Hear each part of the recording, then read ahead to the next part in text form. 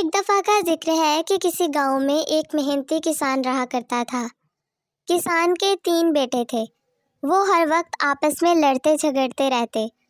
کسان ان کے ہر وقت کے لڑائی جھگڑے سے بہت پریشان رہتا۔ وہ انہیں ہر وقت سمجھانے کی کوشش کرتا، مگر وہ تینوں اس کی ایک بات بھی نہیں سنتے۔ کسان ہر وقت ان کی پریشانی میں رہتا، اسی لیے وہ جلد ہی بیمار ہو کر بستر سے لگ گیا۔ نئی فصل لگانے کا موسم تھا۔ کسان بہت بیمار رہنے لگا تھا، جس کی وجہ سے وہ محنت نہیں کر سکتا تھا۔ وہ جانتا تھا کہ اس کے بیٹے کبھی بھی اس کی بات نہیں مانیں گے۔ ایک دن اسے ایک ترکیب سوچی۔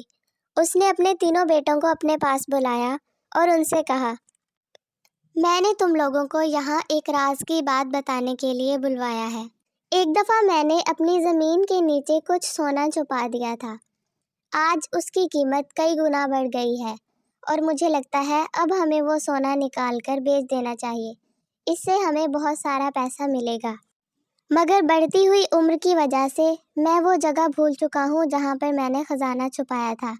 کسان کے بیٹے بہت لالچی تھے۔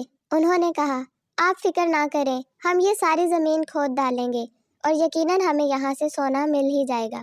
چنانچہ کسان کے تینوں بیٹے زمین کھودنے میں لگ گئے۔ کچھ ہی دنوں میں انہوں نے ساری زمین کھود ڈالی، مگر انہیں کہیں سے بھی خزانہ نہ ملا۔ وہ لوگ اپنے باپ کے پاس واپس آئے اور بولے، ابا جان، ہم نے ساری زمین کھود ڈالی ہے، مگر ہمیں خزانہ کہیں پر بھی نہیں ملا۔ کسان نے کہا، اگر اب تم لوگوں نے زمین کھود ہی دی ہے تو وہاں پر کچھ بیج بو دو، کچھ ہی مہینوں میں ہماری فصل پک کر تیار ہو جائے گی۔ اس کے بعد میں وہ خزانہ تم لوگوں کے حوالے کر دوں گا۔ کسان کے بیٹے ناسمجھی سے اس کی بات پر سر ہلانے لگے۔ ان لوگوں نے خزانے کے لالچ میں فصل کی بہت دیکھ بھال کی۔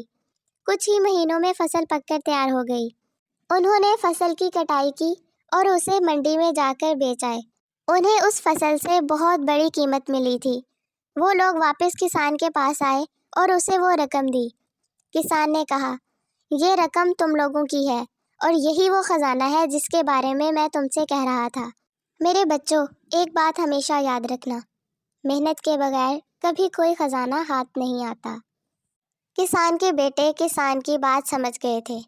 انہوں نے اس دن کے بعد سے خوب محنت شروع کر دی اور آپس کے لڑائی جھگڑے بھی ختم کر دیے۔